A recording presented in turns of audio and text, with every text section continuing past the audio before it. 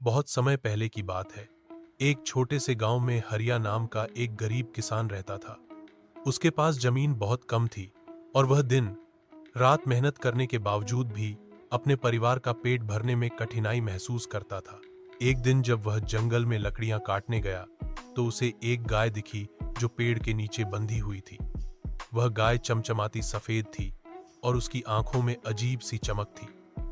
हरिया ने इधर उधर देखा पर कोई नजर नहीं आया। उसे गाय पर दया आ गई। उसने उसकी रस्सी खोल दी और अपने साथ गांव ले आया। गांव में आते ही चमत्कार होने लगा।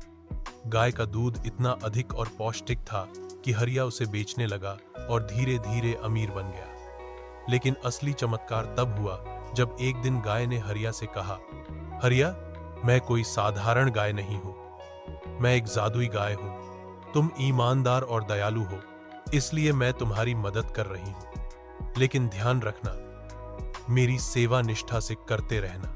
हरिया ने गाय की सेवा दिल से की और कभी लालच नहीं किया। वह गांव के गरीबों की भी मदद करने लगा। उसकी ईमानदारी की वजह से गाय ने उसे एक जादुई घंटी दी और कहा, जब भी तुम्हें जरूरत हो इस घंटी को बजाओ, तुम्हारी मदद होगी। कुछ समय बाद गांव का लालची जमींदार हरिया की समृद्धि से जलने लगा।